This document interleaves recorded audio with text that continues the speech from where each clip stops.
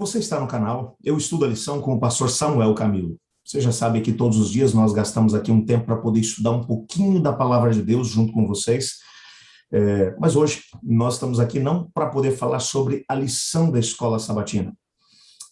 Eu já mencionei em alguns vídeos anteriores que eu estou fazendo uma série especial, uma série de pregações sobre o livro de Zacarias. E hoje, de maneira muito especial, hoje que é domingo, dia 24 de outubro, eu fiz um tema que é Batalha Espiritual, baseado em Zacarias capítulo 3. Às vezes nós somos capazes de poder entender por que é que a gente ora, a gente clama a Deus e parece que nada acontece, parece que há um muro de trevas em volta da gente, as coisas não andam. O pessoal lá em Jerusalém estava vivendo exatamente isso no tempo de Zacarias. Eles até queriam reconstruir o templo, mas não conseguiam, as coisas não andavam, tinha uma grande seca que havia tomado conta do país, eles não estavam conseguindo progredir com as fazendas que haviam estabelecido, os rebanhos não cresciam, as sementes que eles plantavam na terra não germinavam, não produziam como deveriam. O que estava acontecendo por detrás disso tudo? Zacarias vai ter a sua quarta visão, e na quarta visão ele vai entender um pouco das razões pelas quais, em alguns momentos, eles não estavam conseguindo ter autoridade espiritual para conseguir alcançar as vitórias que eles precisavam. Havia alguma coisa acontecendo no mundo espiritual. E logo no versículo 1 você vai encontrar ali dois indivíduos lutando por detrás dos bastidores, na própria história do sumo sacerdote Josué. De um lado, a segunda pessoa da Trindade Divina, antes da encarnação, chamado de o anjo do Senhor. Do outro lado, o próprio Satanás, acusando o sumo sacerdote Josué o tempo todo. O que está envolvido nesse processo todo? Como alcançar a vitória no meio de uma situação como essa, numa luta tremenda como essa acontecendo por detrás dos bastidores? É sobre isso que a mensagem que eu passo a colocar diante de vocês vai falar. Eu espero que você seja muito abençoado através dela, viu? E se você for abençoado, não se esqueça, deixa aí o seu comentário. Não deixa de comentar, não. Comenta aí, vê o que você achou, o que te chamou a atenção na mensagem, e compartilha essa mensagem com todos os seus contatos, para podermos, quem sabe, mostrar para algumas pessoas que estejam em luta espiritual, mas não sabem como vencer. Quem sabe você não vai ser o elemento que vai fazer a diferença entre a vitória ou o fracasso na vida de uma pessoa, mostrando para ela simplesmente o que está acontecendo no mundo espiritual e como ela pode se posicionar. Seja parceiro nosso aqui, compartilhando esse material. Que Deus te abençoe, que Deus te guarde. Espero que a mensagem chegue ao seu coração e possa ser útil para você.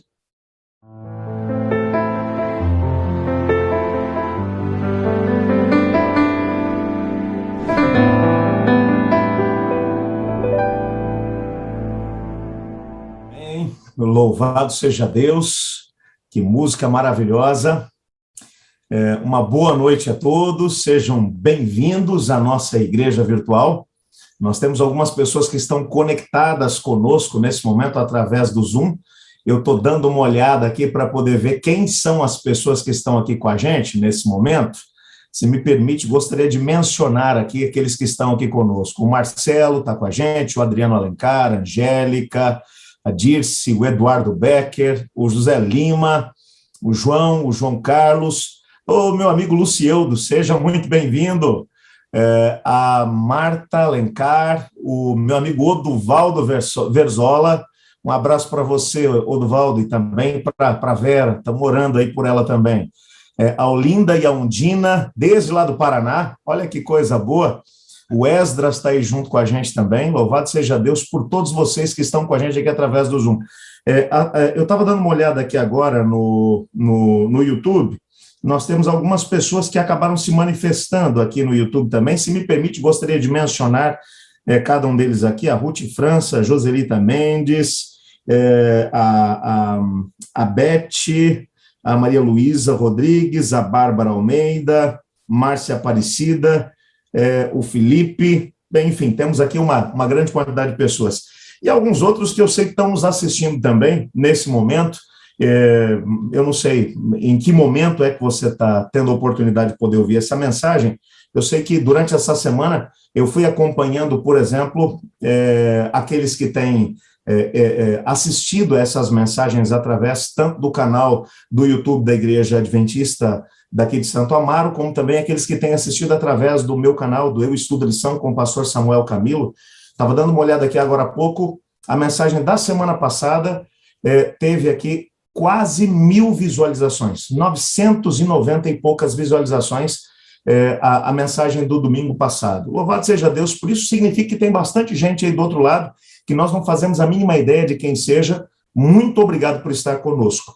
Eu quero aproveitar para poder mandar um abraço todo especial para uma irmã nossa, a Palmira, que nesse momento ela está de plantão, me mandou uma mensagem agora há pouco, me dizendo que está de plantão na UTI, lá da cidade de Pelotas, no Rio Grande do Sul, mas ela disse, pastor, assim que terminar, que eu tiver o meu intervalo aí, no meio da madrugada, eu vou estar assistindo também. Então, um grande abraço para você que está assistindo essa programação. Louvado seja Deus. Como o João mencionou ainda agora há pouco, nós estamos dentro dessa série, a série Zacarias, o Profeta da Renovação. Zacarias é um dos livros menos estudados, por assim dizer, dentro do mundo cristão evangélico dos nossos dias, talvez por causa de uma característica dele.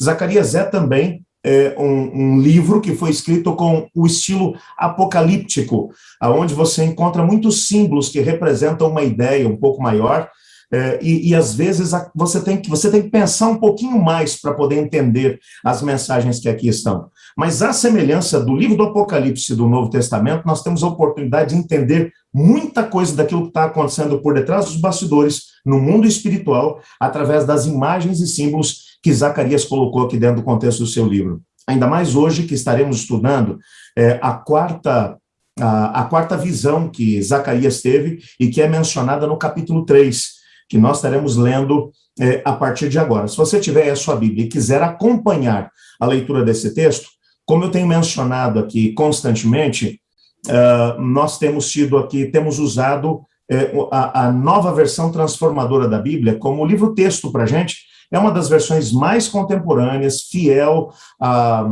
aos melhores textos manuscritos que nós temos, tanto do Antigo quanto do Novo Testamento. Portanto, uma versão realmente muito boa, mas com palavras mais atuais. Nos ajuda a compreender, portanto, um pouco melhor aqui o próprio significado do texto. Zacarias capítulo 3, nós vamos ler a partir do verso 1. Para você, enquanto você vai encontrando, deixa eu aproveitar para poder te dar aqui algumas informações que podem ser relevantes para você.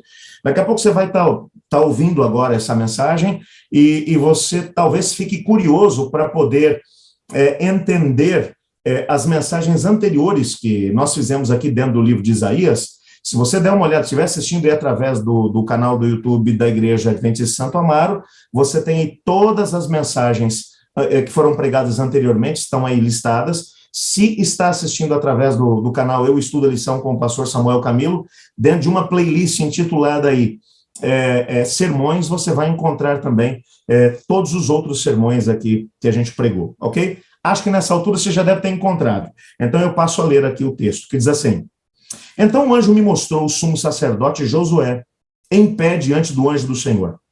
Satanás, o acusador, também estava ali, ao lado direito do anjo, e fazia acusações contra Josué. Verso 2. O Senhor disse a Satanás: Eu, o Senhor, rejeito suas acusações, Satanás. Sim, o Senhor que escolheu Jerusalém o repreende. Esse homem é como uma brasa tirada do fogo. Verso 3. Josué continuava de pé, diante do anjo. As suas roupas estavam imundas. Então o anjo disse aos que ali estavam: Tirem as roupas imundas dele. E voltando-se para Josué, disse: Veja, removi seus pecados, e agora lhe dou roupas de festa. Eu disse: Também precisam colocar um turbante limpo em sua cabeça. E eles colocaram um turbante limpo na cabeça dele e o vestiram com roupas novas, enquanto o anjo do Senhor permanecia ali.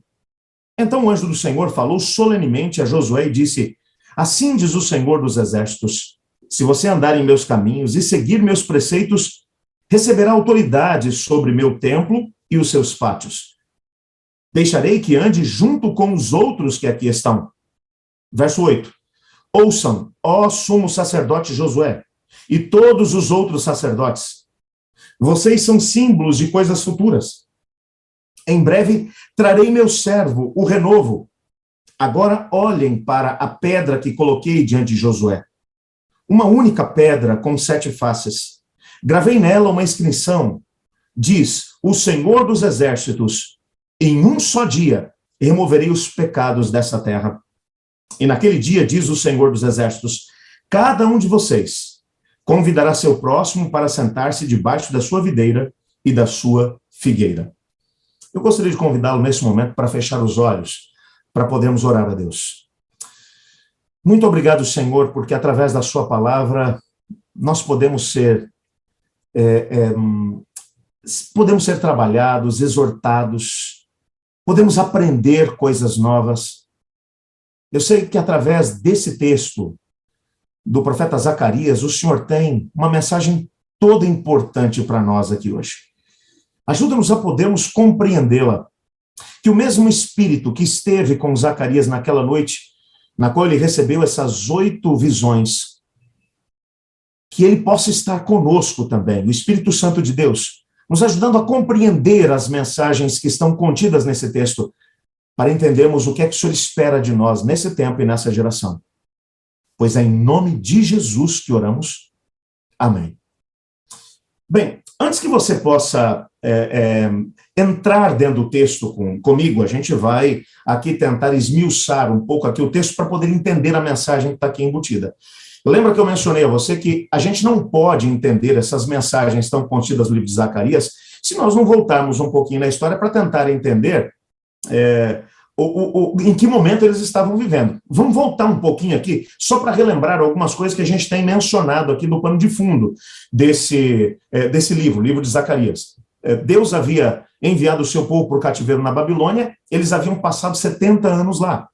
Quando o tempo que havia sido mencionado pelo profeta Jeremias, 70 anos, que viriam sobre o povo de Deus, que permaneceria na Babilônia, ainda como prisioneiros, como refugiados. Quando esse tempo terminou, Daniel começa agora um processo de intercessão. Só para poder lembrar que Daniel, ele é contemporâneo de Zacarias, de Ageu, de Ezequiel. Esses profetas estão ministrando ao mesmo tempo. Claro que Ezequiel e Daniel estão ministrando na Babilônia, enquanto em Judá, especificamente na região de Jerusalém, 2 profetas estão ministrando. Ageu, que é um profeta mais vivido, ele é mais velho, e o jovem profeta Zacarias. Esses 2 profetas, de forma especial, eles têm objetivos diferentes. Antes de falar deles, volta comigo lá, naquilo que eu estava mencionando. Daniel está orando a Deus e dizendo, Senhor, o tempo que o Senhor disse que estaria sobre o teu povo enquanto eles estivessem no cativeiro, acabou, Senhor. Quando o Senhor vai fazer aquilo que o Senhor prometeu? Quando o Senhor vai livrar o seu povo do cativeiro? E então, o Senhor Deus envia o anjo Gabriel até ele. Gabriel vai abrir diante dele aquilo que está para acontecer. Pouquíssimo tempo depois, a coligação dos Medos e dos Persas toma a Babilônia. Ciro, o Grande, vai assumir o trono do Império Medo-Persa. E Daniel, que já faz parte dos sábios ali da Babilônia, ele agora vai se aproximar de Ciro e vai mostrar algumas profecias que tinham sido feitas 200 anos antes. Principalmente a profecia de Isaías, que mencionava por nome o Ciro. Quando Deus dizia, e eu levantarei meu servo Ciro, para que ele liberte o meu povo. Então agora, quando Ciro compreende isso, você pode imaginar a responsabilidade de Daniel dentro da corte babilônica e agora da corte medo-persa? Ciro vai entender isso e com desdobramento dessa influência que Daniel vai exercer sobre ele, é uma pena que nós não temos registrado esse tipo de diálogo que Daniel com certeza deve ter tido ali com Ciro. O fato é que Ciro vai fazer um decreto deixando que os exilados de Judá retornem para Jerusalém, para que eles agora possam reconstruir o templo. Eles ainda não têm autorização para reconstruir a cidade. Os muros da cidade estão no chão, os portões estão queimados, a cidade, todas as casas estão derrubadas. Na colina de Ofel, aonde havia sido construído o templo de Jerusalém, há apenas um montão de ruínas. Então, você imagina que a situação está desse jeito. Agora, Zorobabel, que é o líder político, ele é descendente direto de Davi, ele agora vai ser o governador desse povo que vai retornar. Algo em torno de 40 mil pessoas retornam junto com ele. Sobre Zorobabel, a gente vai falar um pouquinho no domingo que vem, que é o líder político. Deus tinha também grandes desafios para ele, e Deus vai mostrar para ele, no capítulo 4, como é que ele conseguiria a vitória. Vale muito a pena. No domingo que vem, a gente vai estar estudando sobre o Zorobabel. Junto com o Zorobabel vem o sumo sacerdote Josué, que é o personagem principal do nosso texto de hoje. O sumo sacerdote Josué, ele vai trazer junto consigo exatamente 4.289 sacerdotes. Isso você vai encontrar lá em Esdras, no capítulo 2. Esse pessoal, eles estão voltando para quê? A responsabilidade do sumo sacerdote Josué é reconstruir o templo e fazer com que o serviço de adoração a Deus no contexto do templo seja retomado. Eles não têm autorização para reconstruir Jerusalém, mas eles podem reconstruir o templo. Na chegada, já no primeiro dia, eles tiram os escombros do pátio do templo, erguem um altar de pedras a Deus e começam ali, então, o processo já de sacrifícios. Desde o primeiro dia que eles vão chegar, o processo de construção começa, mas alguns dos seus vizinhos, especificamente um cara chamado Sambalá, juntamente com Gesem e outros indivíduos ali que são de países vizinhos, eles agora estabelecem todo um processo de perseguição contra esse pessoal que está trabalhando para reconstruir o templo, enviam uma carta para Ciro o Grande, dizendo que Ciro não conhecia aquele povo, que esse povo era um povo encrenqueiro, que Ciro deveria pesquisar a história para tentar descobrir quem era esse povo, que se ele permitisse que o templo fosse reconstruído, que então eles com certeza iriam se rebelar contra o seu governo. O problema é que quando a carta vai chegar lá em Jerusalém, eu já mencionei tudo isso, aliás, lá em Suzã, a capital da Pérsia, Ciro o Grande, que havia descido para o Egito para mais uma série de conquistas, acabou morrendo. Seu filho Cambises é que está no poder. Cambises vai receber essa carta e ele vai analisar a história, vai perceber aquilo que as crônicas mencionam sobre esse povo e vai perceber que realmente eles eram culpados de uma série de insurreições que haviam feito no decorrer da história. Então ele agora vai dar uma ordem: parem tudo. Agora a construção do templo para. Nós não conhecemos em pormenor o papel que o sumo sacerdote Josué acabou desempenhando nesse processo. O que nós sabemos é que a construção parou. Veja, se você parar para poder pensar que o sumo sacerdote Josué era o responsável pela construção do templo e que a construção do templo parou, aí você para e pensa: pastor, mas veja bem, as autoridades civis do templo estabeleceram um decreto. Eles não poderiam continuar o processo de reconstrução. Tudo bem. O problema foi o que aconteceu como desdobramento disso. Não só o processo de construção parou, como esses 4.289 sacerdotes, agora, por autorização do próprio sumo sacerdote Josué, eles deixam Jerusalém. E eles vão encontrar alguns lugares dentro do território de Judá para poderem fazer uma coisinha simples. Eles vão construir fazendas. Uma coisa que você tem que entender é que quando você vai olhar, principalmente para o livro de Levíticos, Deus havia dito o seguinte, que o seu povo, os seus levitas, os sacerdotes, os levitas, eles não deveriam se envolver nesse negócio de trabalhar com fazendas. Eles iriam trabalhar exclusivamente para Deus, que Deus seria aquele que os manteria. Agora, por ordem do próprio sumo sacerdote Josué, eles vão encontrar alguns lugares entre as diversas cidades de Judá, que estavam completamente derribadas, e eles vão construir as suas casas, eles vão montar fazendas, eles vão começar a criar gado, vão começar a fazer suas plantações. Juntamente com os demais 40 mil refugiados que haviam retornado. E agora, durante um período de aproximadamente 15 anos, enquanto a construção do templo está parada, você vai encontrar o quê? esses 4.289 sacerdotes cuidando das suas vidas, provavelmente, dizem alguns críticos bíblicos, o próprio sumo sacerdote Josué foi cuidar da sua vida, e a colina de Ofel, aonde deveria estar o templo, a reforma já tinha começado, é bem verdade. Provavelmente, eles já tinham conseguido limpar toda a colina de Ofel, que estava cheia de escombros, já tinham começado a levantar as paredes, o altar já estava levantado, mas o sistema de adoração parou. Mesmo os sacrifícios que estavam sendo realizados às 9 da manhã e às 3 da tarde, também pararam. Quem era o responsável por isso tudo? Um cara chamado Josué, o sumo sacerdote. Ele não apenas era o responsável pelo processo de reconstrução do templo, como também era o responsável pelos 4.289 sacerdotes que tinham voltado, e também era o responsável por fazer com que os sacrifícios da manhã e da tarde, às 9 da manhã e às 3 da tarde, pelo menos esses, se mantivessem em funcionamento, mesmo que o processo de reconstrução do templo ainda não tivesse sido terminado. Ou seja, nesses 15 anos, o sumo sacerdote estava fazendo o quê? Cuidando da sua vida. Plantando, colhendo, criando gado. Ele e os outros 4.289 sacerdotes. Junto com os restantes refugiados. O que é que vai estar acontecendo como desdobramento disso? Aí você vai falar, então, eles devem ter ficado ricos. Não, muito pelo contrário. Porque a bênção de Deus não veio sobre eles. E então agora, apesar de estarem tentando estabelecer as suas fazendas, de tentar criar gado, de tentar plantar e colher, o que eles tiveram como resultado disso tudo foi simplesmente uma ruína total e completa.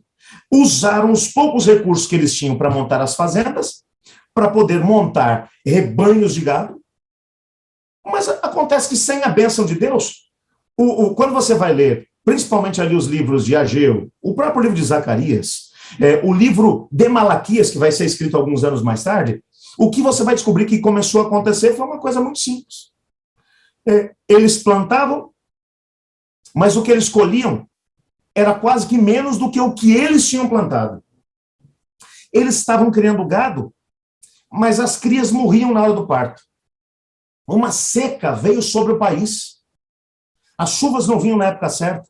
As sementes que eram jogadas no solo apodreciam e não conseguiam vingar. Desculpe. Você percebe o que está acontecendo aqui? Eles estão tentando cuidar da própria vida, mas como eles não estavam aonde Deus havia mandado que eles estivessem, as coisas não progrediam.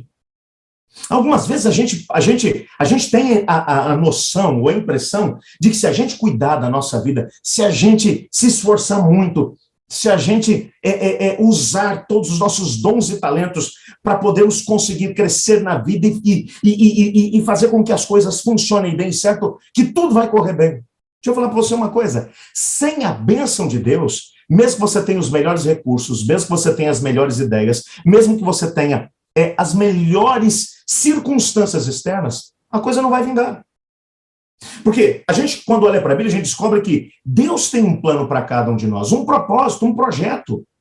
Ele nos trouxe à existência nessa época, nesse tempo e nessa geração por uma razão. Porque ele sabia que nós poderíamos ser úteis nesse tempo. Isso é o que a Bíblia vai chamar de predestinação bíblica. A predestinação bíblica, ela não desconsidera o livre-arbítrio das pessoas. Deus tem um plano para cada um de nós, nos chamou com um propósito.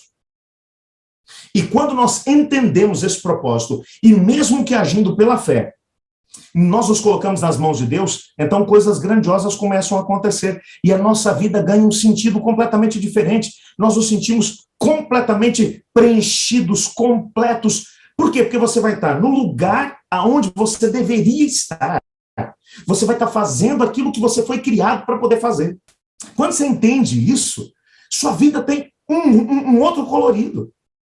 O contrário disso também é verdade. Quando as pessoas desconsideram aquilo que é a vontade de Deus, mesmo que estejam fazendo coisas importantes, você vai falar para mim que plantar, colher e criar gado não é uma coisa importante, quando a sociedade daquele tempo era uma sociedade agropastoril, onde as principais fontes de renda eram a agricultura e a criação de gado? Claro que eram coisas importantes. Poderia ser a coisa mais importante do mundo, mas se não foi isso que Deus chamou esses sacerdotes e o sumo sacerdote Josué para fazer, eles estavam no lugar errado, na hora errada, fazendo a coisa errada. Aí, às vezes, a gente olha e parece que está tudo certo, tudo bem, foi uma escolha que ele fez, ok? Nossa vida é feita de escolhas. Todos nós temos liberdade para fazer escolhas. O problema é que quando você vai entender o que é que estava acontecendo por detrás dos bastidores, no mundo espiritual, a gente fica de cabelo em pé. Quer dizer, a gente não, aqueles que têm ficam de cabelo em pé.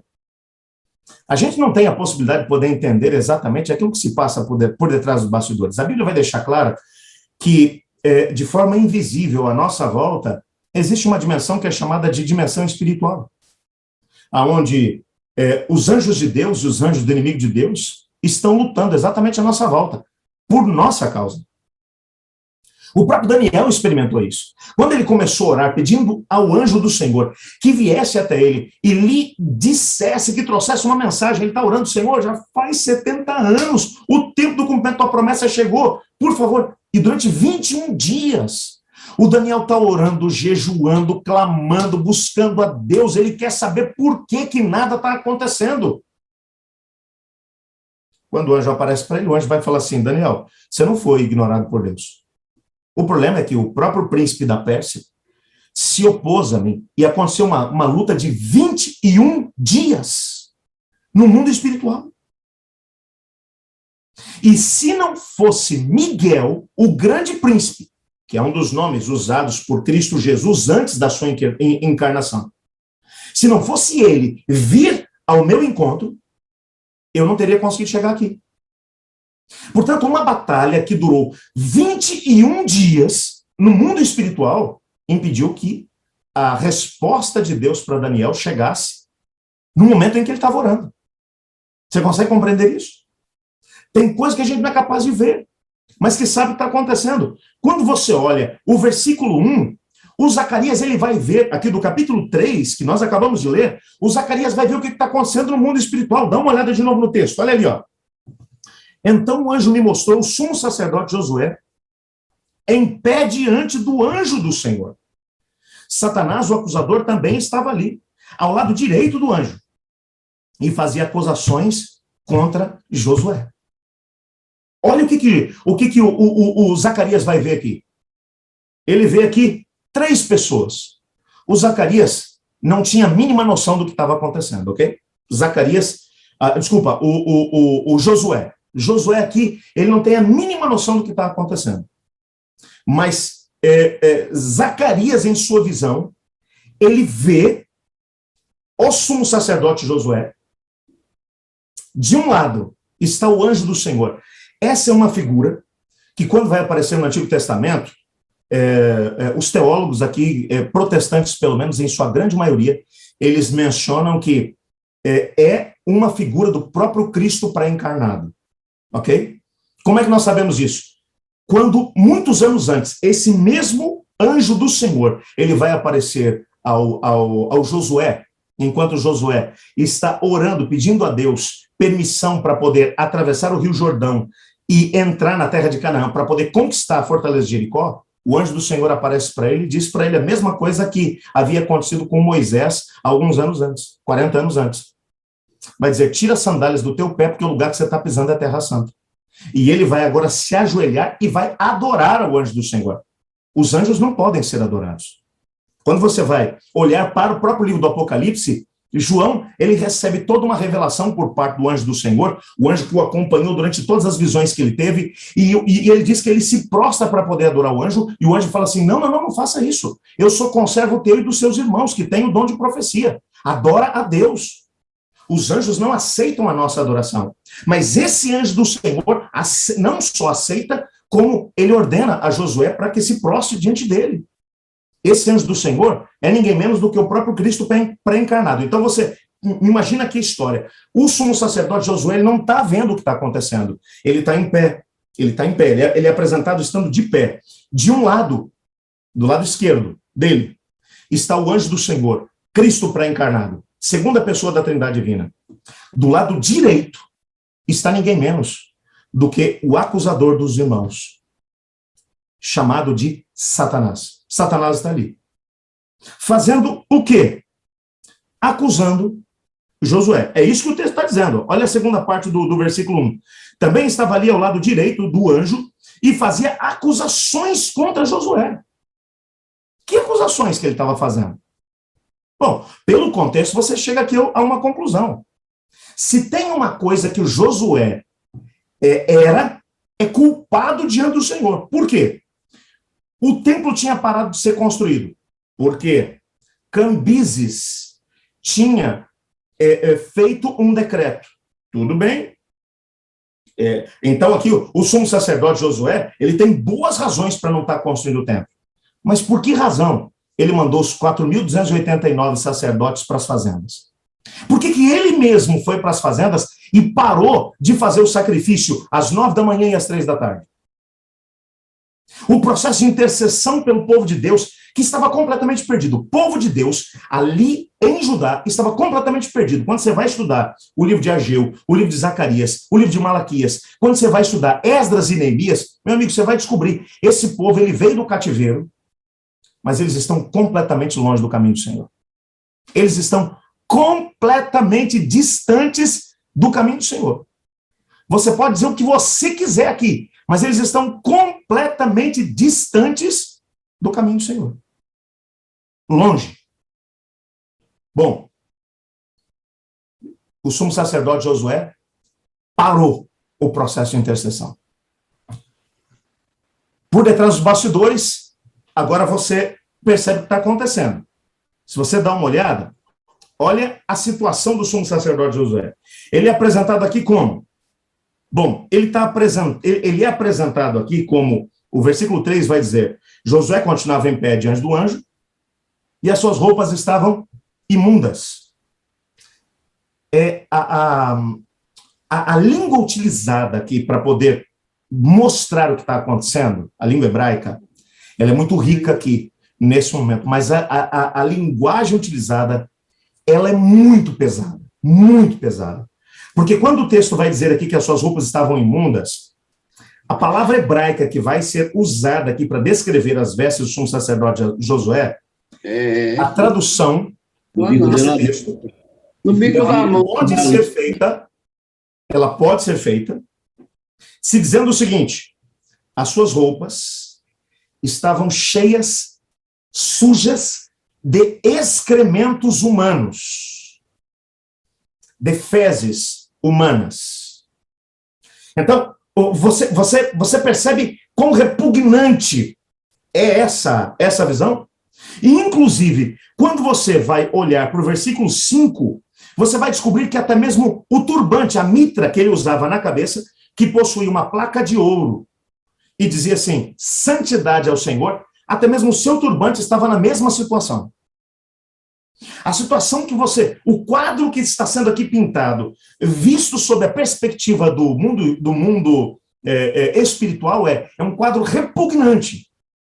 Josué está imundo diante do Senhor. Imundo. De um lado, está o diabo fazendo o quê? Acusação. Do outro lado, está o anjo do Senhor, segunda pessoa da Trindade Divina, fazendo o quê? Olha que coisa interessante. Ele está ali, o versículo 2 vai dizer o que ele está fazendo. O Senhor disse a Satanás, eu, o Senhor, rejeito as suas acusações, Satanás. Sim, o Senhor que escolheu Jerusalém o repreende. Esse homem é como uma brasa tirada do fogo. A imagem que está sendo mostrada aqui, eu não sei quantos de vocês já tiveram a oportunidade de viver no interior e ter que, por exemplo, cozinhar com fogão a lenha. Quando você tem um fogão a lenha, você está lá fazendo a comida e tal, e às vezes você terminou o processo de cozimento do alimento e sobrou lá dentro uma madeira que não se queimou toda. Então, para que o fogo se apague, você tira aquela madeira, ela já está encarvoada,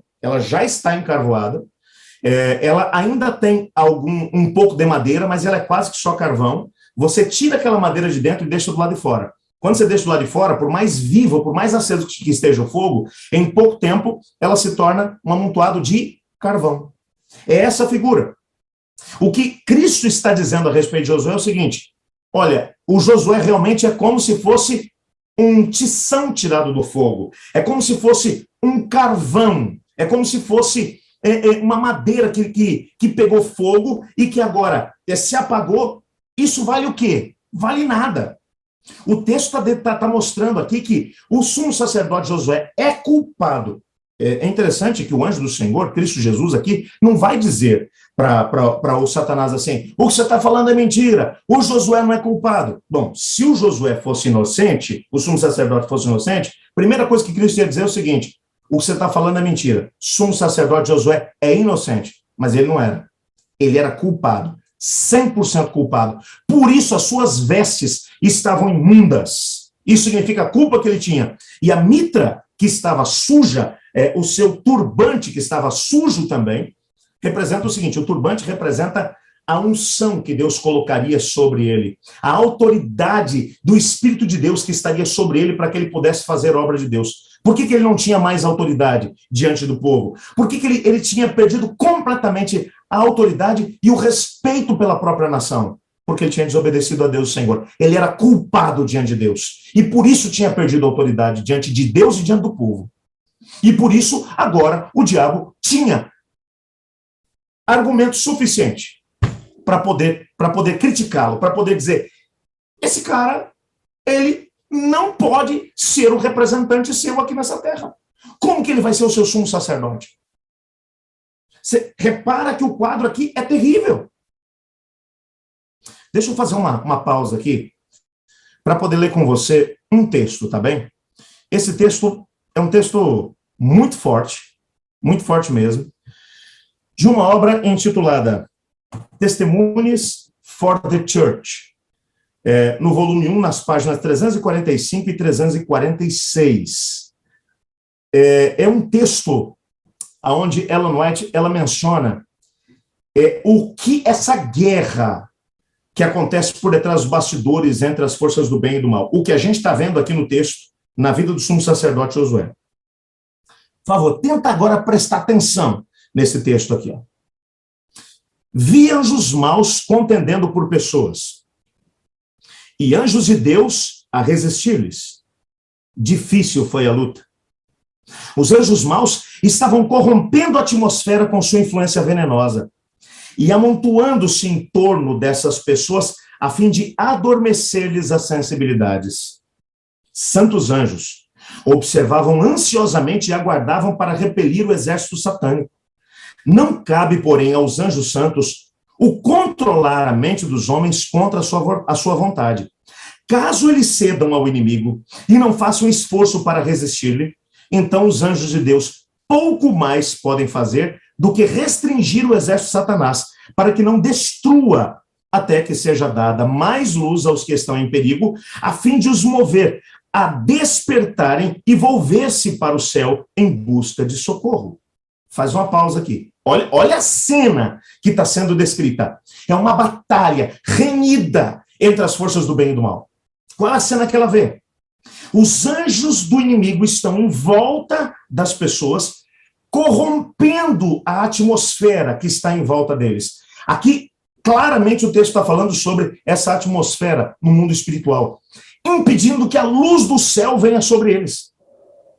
Sabe aquele momento que você olha e fala assim: gente, eu não sei o que fazer, eu não consigo encontrar uma solução para a minha vida, para os meus problemas, eu não consigo descobrir o que fazer para vencer, eu tô angustiado, não tem jeito. Esse é o momento que as forças do mal, à sua volta, corromperam a atmosfera no entorno de você, impedindo que você tenha uma visão espiritual e consiga descobrir o que é que Deus espera de você nesse momento. Agora, o que é mais interessante é que enquanto os anjos do inimigo estão trabalhando nesse sentido, o que os anjos de Deus estão fazendo? Assistindo a cena. Aí eu olho para o texto e chego a suar. Eu falo: peraí, Senhor, que negócio é esse? Como é que o Satanás, juntamente com os seus demônios, estão trabalhando e os seus anjos estão assistindo?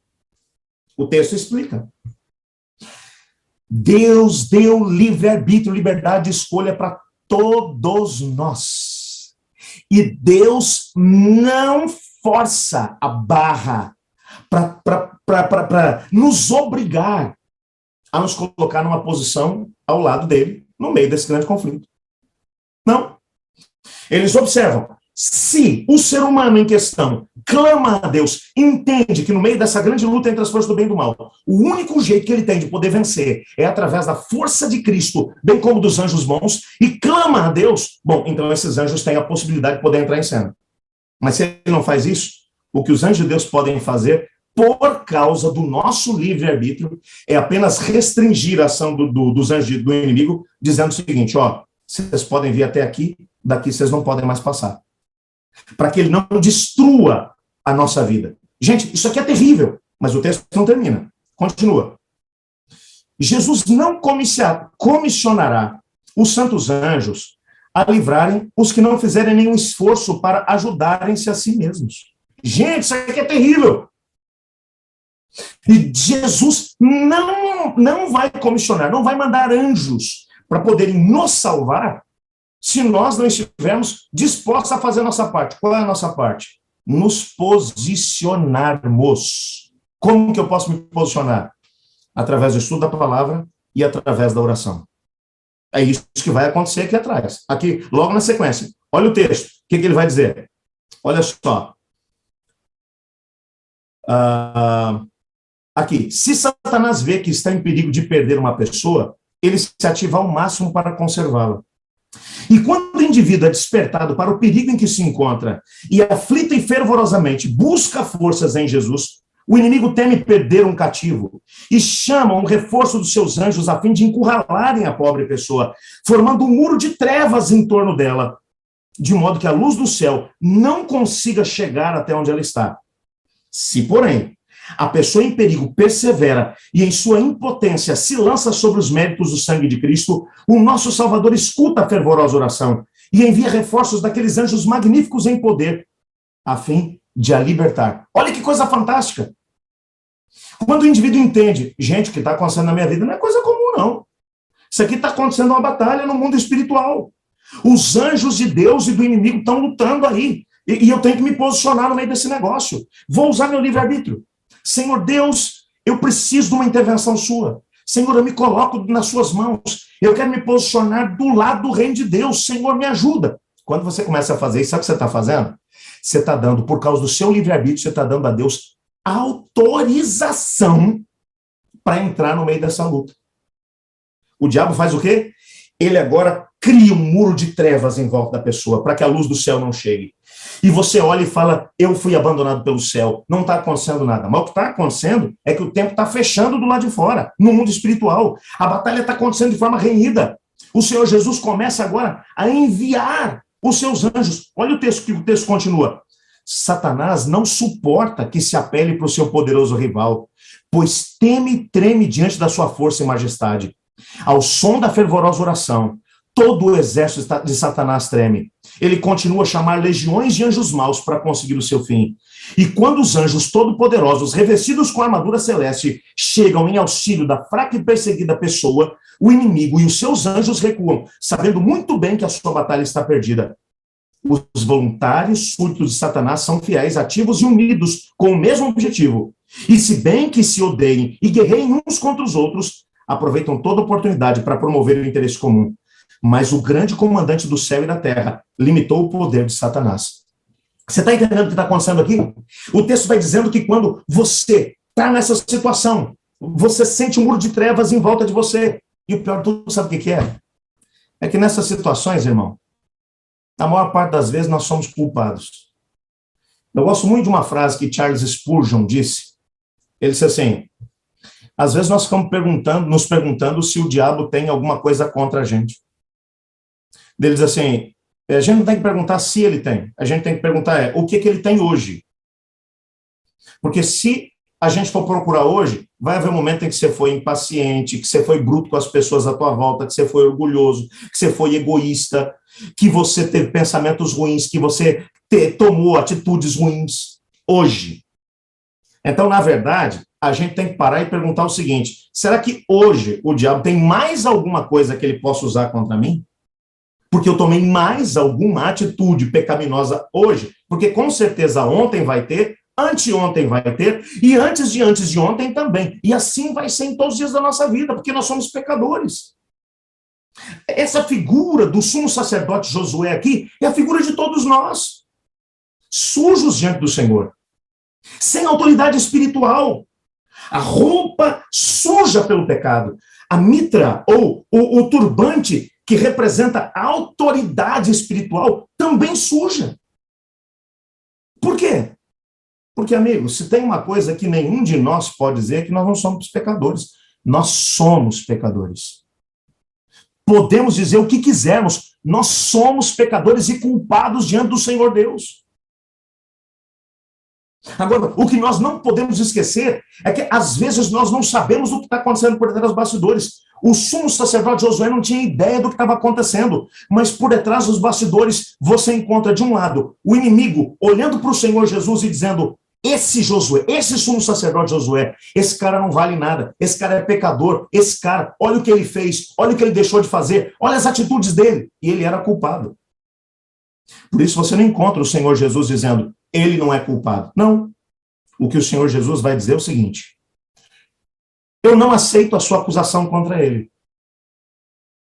Por quê? Porque tem uma coisa que fica por detrás dos bastidores aqui, que é a grande notícia desse texto. O texto não diz com todas as letras, mas está aqui por detrás, tá aqui nas entrelinhas. O Josué tinha usado seu livre-arbítrio em algum momento para poder buscar a ajuda de Deus. Como é que a gente sabe disso? Porque o Senhor Jesus vai dizer o seguinte: olha, tirem, olha o versículo 4. Então o anjo do Senhor disse aos que estavam ali: tirem as roupas imundas dele. E voltando-se para Josué, disse: veja, removi seus pecados, e agora lhe dou roupas de festas. E o verso 5, também precisam colocar um turbante limpo na sua cabeça. E eles colocaram um turbante limpo na cabeça dele, e o vestiram com roupas novas, enquanto o anjo do Senhor permanecia ali. Sabe o que está acontecendo? Porque o Josué, que é culpado diante do Senhor, ele é culpado. Se a obra do templo tinha parado, se os 4.289 sacerdotes estavam cuidando da sua própria vida, inclusive o próprio Josué, isso era por causa das atitudes que o Josué tinha tomado. Ele era culpado diante do Senhor. E isso fez com que o inimigo se sentisse à vontade para poder falar: o Josué agora é meu, não é seu.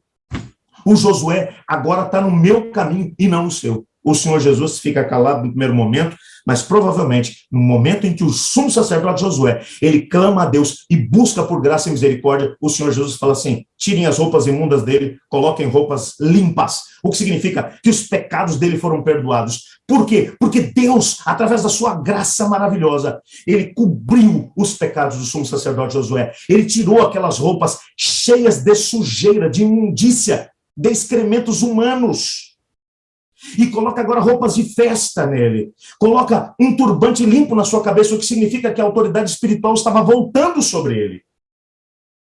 E o mais interessante não é isso. É porque o texto vai continuar dizendo que então agora, na segunda parte do texto, o Senhor vai prometer o seguinte, ele vai dizer o seguinte, olha o versículo 6. Isso aqui é fantástico. Então o anjo do Senhor falou solenemente a Josué: assim diz o Senhor dos Exércitos, se você andar nos meus caminhos e seguir os meus preceitos, receberá autoridade sobre o meu templo e os pátios. Deixarei que ande junto com os que estão aqui. Aqui entra um desdobramento. Esse texto é fantástico, sabe por quê? Porque, olha só, a graça de Cristo cobriu o sumo sacerdote Josué. Amém por isso? Cobriu. Mas a obra de Cristo não termina aí. Agora Deus vai dizer para o sumo sacerdote Josué: Josué, eu perdoei seus pecados, mas vamos fazer uma coisa agora? Volta para os trilhos. Obedeça aquilo que são as minhas ordens para você. Volta. Tem um propósito para você. Você veio para cá não foi para tocar fazenda. Você veio para cá não foi para poder cuidar da sua vida. Você veio para cá para reconstruir meu templo. Então volta para cá. Obedeça os meus mandamentos. Se você fizer isso, eu vou te dar autoridade. Esse é o desdobramento da graça de Deus na vida da pessoa.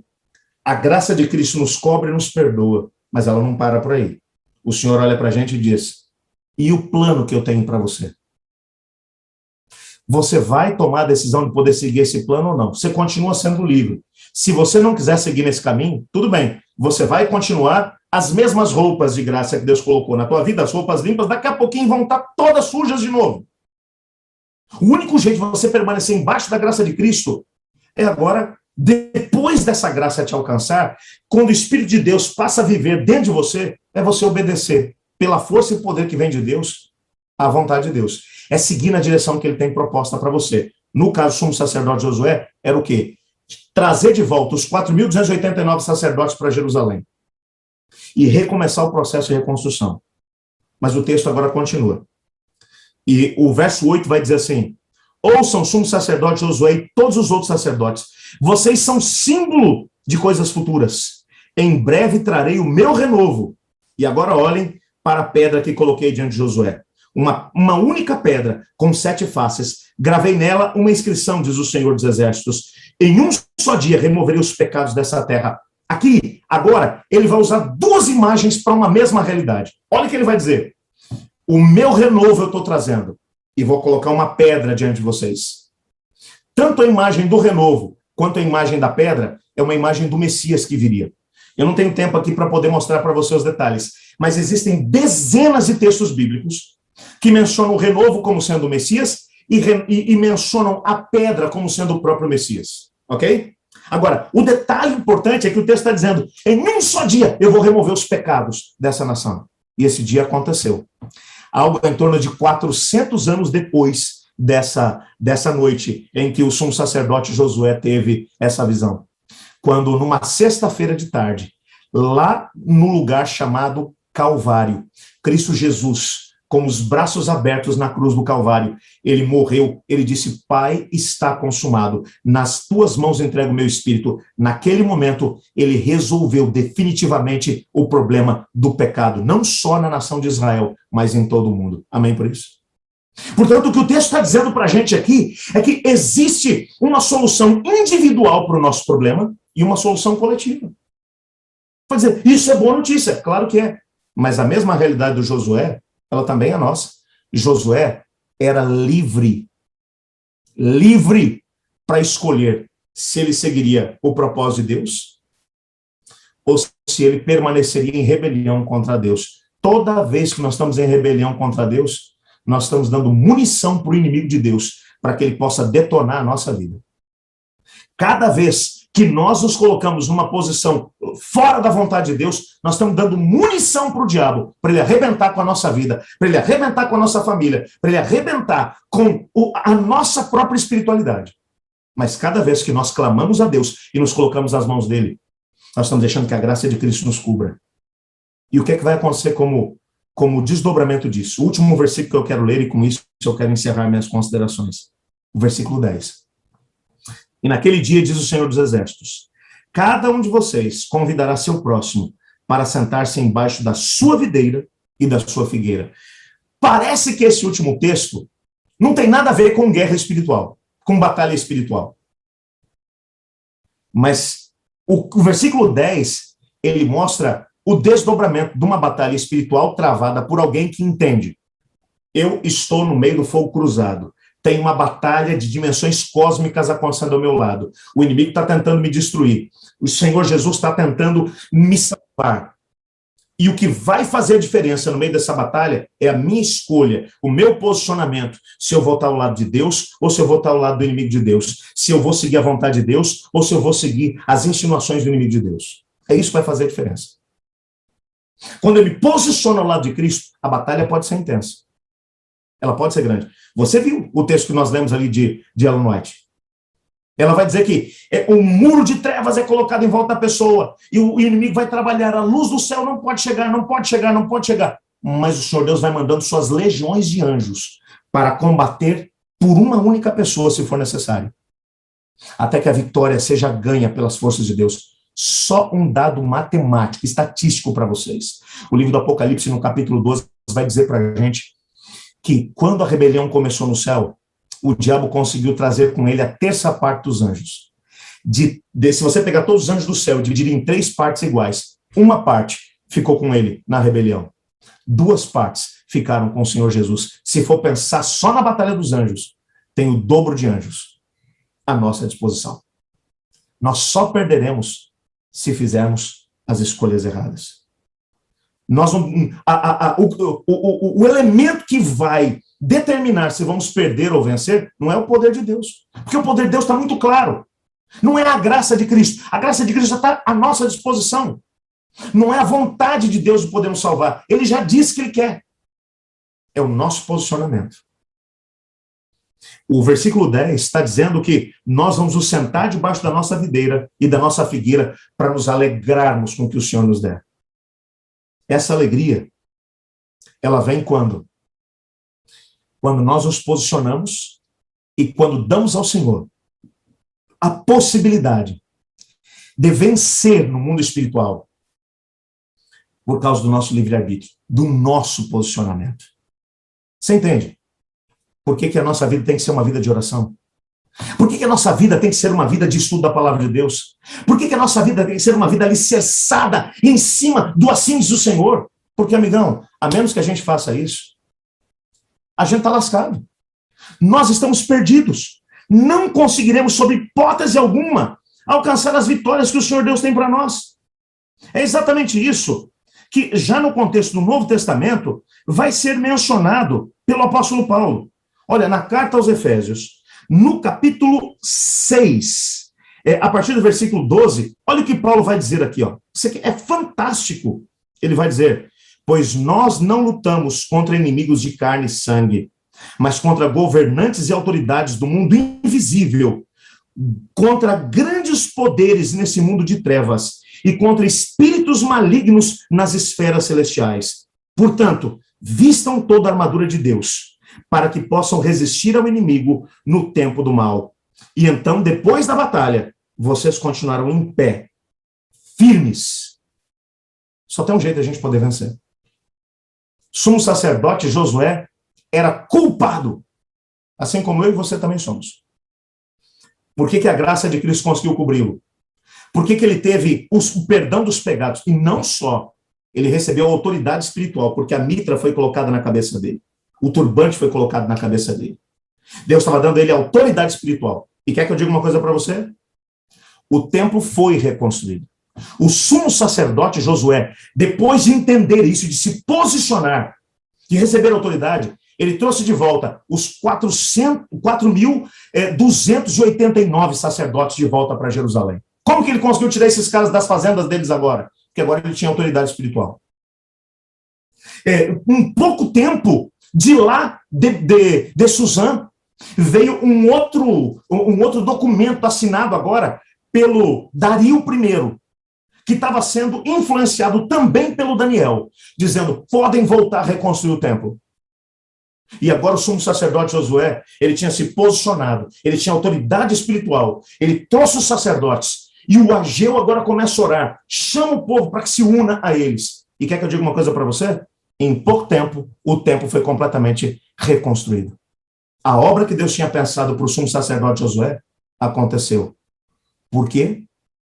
Porque ele se posicionou. Talvez o que está faltando, ouve bem o que eu vou te falar. A coisa mais importante de tudo que eu falei aqui hoje é o que eu vou falar agora. Então olha bem para mim. Olha para mim aqui agora. Escuta bem o que eu vou te falar. Não importa se você está aqui no Zoom, se você está aí no YouTube, se você está assistindo ao vivo essa mensagem, ou se está ouvindo essa mensagem já gravada. Olha para mim aqui agora. Escuta o que eu vou te dizer.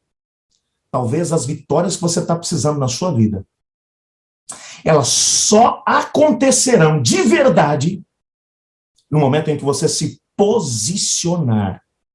Que você tomar uma decisão. Eu não dependo que nada aconteça para eu poder me posicionar e servir a Deus. Eu vou tomar minha decisão. Não importa quais vão ser as circunstâncias. Não importa qual vai ser o desdobramento. Eu vou andar pela fé. Eu vou buscar o Senhor. Vou me colocar nas mãos dele. Eu sei que ele tem um propósito para mim nesse tempo e nessa geração. E eu vou me posicionar. Eu quero fazer parte do reino de Deus e não da rebelião. Pastor, eu já sou crente. E o sumo sacerdote não era, não? O sumo sacerdote Josué, ele era só o líder espiritual de uma nação. Mas estava na rebelião. Sabe por quê? Porque ao invés de obedecer a palavra do Senhor, resolveu colocar os seus interesses em primeiro lugar. Talvez hoje tuas roupas estejam tão sujas quanto a do sumo sacerdote Josué. Talvez a autoridade espiritual que você deveria ter, você já não tem mais, porque o teu turbante também está sujo.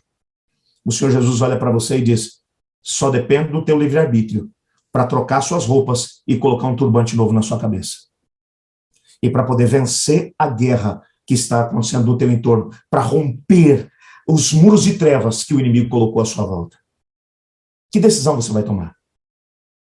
Até quando você vai deixar o inimigo pintar e bordar dentro da tua casa, acabar com o teu casamento? Até quando você vai deixar ele pintar e bordar na vida dos seus filhos? Até quando você vai deixar ele pintar e bordar na tua própria vida? Até quando você vai deixar que isso aconteça? Mas pastor, não é Deus que pode fazer alguma coisa? Deus só vai fazer se a gente se posicionar. Então posicione-se. Eu quero dizer agora, Cristo, Senhor, eu quero me posicionar ao teu lado. Eu quero fazer a tua vontade. Quero ser seu instrumento. Se você quiser dizer a mesma coisa agora, eu queria que você fizesse uma coisa. Feche os seus olhos e olhe junto comigo agora. E posicione-se. Pai do céu, nós estamos orando agora pedindo que a tua graça maravilhosa, a graça que o Senhor derrama através do teu Filho Cristo Jesus, que nos cubra. Nós somos conscientes de que estamos com roupas sujas diante do Senhor. Que o turbante na nossa cabeça também está sujo. Sem autoridade espiritual, com culpa no cartório diante do inimigo, quando ele nos acusa, ele tem razão, porque nós somos pecadores. Mas nós queremos nos posicionar. Queremos dizer, Senhor, apesar do nosso pecado, nós queremos ser os seus instrumentos. Nos posicionamos e queremos fazer parte do reino de Deus. Nos dê força e coragem. Para que, nessa batalha entre as forças do bem e do mal, fazendo a única coisa que o Senhor pediu para a gente fazer, orando, estudando tua palavra, clamando por libertação, que as vitórias que nós precisamos que elas venham a acontecer. Estou colocando nas suas mãos agora, Pai, essa pessoa que está orando pelo seu casamento, que está em frangalhos. Estou colocando na sua mão essa pessoa que está orando pelos filhos que estão perdidos. Estou colocando nas suas mãos, Pai, essa pessoa que está vivendo um drama no aspecto financeiro. Estou colocando essa pessoa que está vivendo um drama com a sua saúde. Estou colocando essa pessoa que está desesperada, que está vivendo um contexto de depressão profunda, não tem mais nem vontade de viver. As trevas cercaram essas pessoas. Senhor, coloco cada uma delas nas suas mãos, te pedindo que o Senhor as ajude a tomarem também uma postura hoje, e que os seus anjos poderosos venham em socorro delas e vençam as forças do mal nas regiões celestes. Pois é em nome de Jesus que nós oramos, Pai. Amém.